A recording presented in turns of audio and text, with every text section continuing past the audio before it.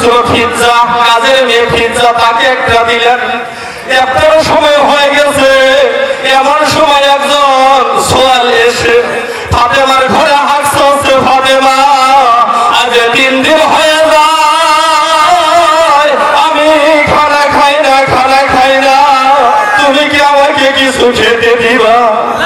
ফাতেমা কি করলেন? নিজে খাইলেন না, তার রুটিটা ভিক্ষুককে দিয়ে দিলেন, ইমাম হুসেনেরটাও ভিক্ষুককে দিলেন, ইমাম হাসানেরটাও ভিক্ষুককে দিলেন, হযরত আলীরটাও ভিক্ষুককে দিলেন, কাজের মেয়ে ফিজ্জা তারটাও ভিক্ষুককে দিয়ে দিলেন। কি করলেন? আবার রাতের বেলায় 1 গ্লাস পানি খেলেন, সেহরি খেলেন, রোজা রাখলেন।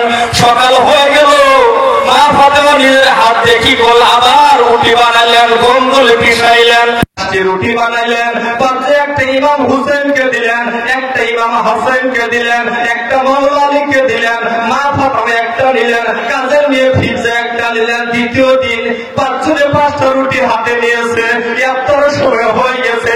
এমন সময় একজন কয়েদি দৌড়ে যে ফাতেমার ঘরের দরজায় হাত ছাড়ছে, ফাতেমা আমি অনেকদিন যাবত জেলে কারাগারে আছি, আমি কয়েদি, আমি অনেকদিন হয়ে যায় ভালো খানা খাইতে পারি না, তুমি কি আমাকে কিছু খেতে দিবা?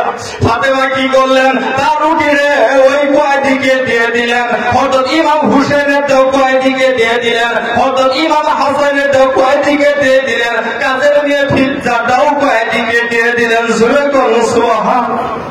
নিজে খাই না, 3 দিন হয়ে যায়, 5 দিন হয়ে যায়, তারা খানা খাই না। মানুষ সওয়াল করলে তাদেরকে খালি হাতে ফিরাই না।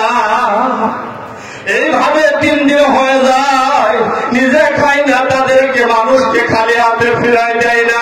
ফাতেমাকে জিজ্ঞাসা করা হলো, মাগো আপনার ঘরে খানা নাই, 3 দিন হয় উপবাস, আপনি মানুষ সওয়াল করলে কেন খালি হাতে ফেরত দেন না? ফাতেমা চোখের পানি ছেড়ে বলল, তোমার কি খবর জানো না? আমার বাবা জানের পাপী দাবি গুনাহগার উম্মতের কারণে আমার 2 সন্তানকে আমি জোর সদকা মান্য করেছি। এই জন্য কেউ যদি আমার কাছে হাত ছাড়ে সওয়াল করে, আমি নিজে খাবো না, মানুষকে আমি ফিরাইয়া দিব না। কেন দিবেন না? আহলে বাইতকে আপনি কেন ভালো মানবেন না? জুনায়েদ হুজুর পাক তিনি কি আহলে বাইতের প্রেম শিক্ষা দিয়ে কেন মহব্বত করবেন না? বাবার আরেকটু সংক্ষিপ্ত আলোচনা করেছি। মা ফাতেমার শাদী দুনিয়াতে হয় না, জান্নাতে শাদী। শুনে তো সুবহানাল্লাহ। তাদের শাদী দুনিয়াতে হয় না রে আব্বা, তাদের বিয়ে হয়েছে সে জান্নাতে। যখন ফাতেমা হযরত আলী যখন শাদী হয়ে যায়, আমার আল্লাহ নিজে বলছিলেন, ফাতেমা তুমি কি আজকে বিয়ের মহারানা নিবা না? ফাতেমা বললেন, মাবুদ আজকে আমি বিয়ের মহারানা চাই না, তুমি বিয়ের মহারানা কবে নিবা? ফাতেমা সেদিন বলছেন, আমি যেদিন ফুলসিরাতের কদমে পা রাখবো ওই দিন আমার বিয়ের মহারানা আদায় করবো। জুড়ে করবো সুবহানাল্লাহ।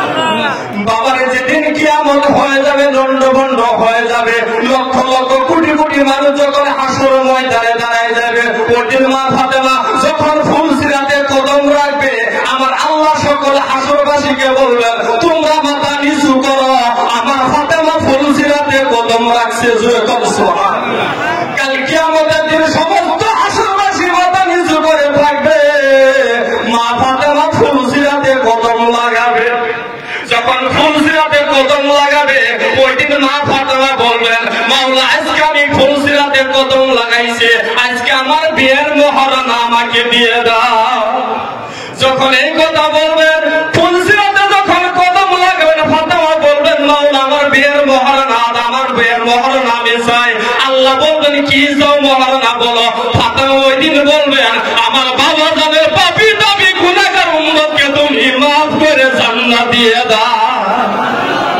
ফুলসিরাতে কদম রাখবেন, পাপী দাবি গুনাহগার উম্মতকে মাফ করে জান্নাতে। জুড়ে করুন সুবহানাল্লাহ। আলোচনা করার আগে সময় শেষ, দোয়া চাই।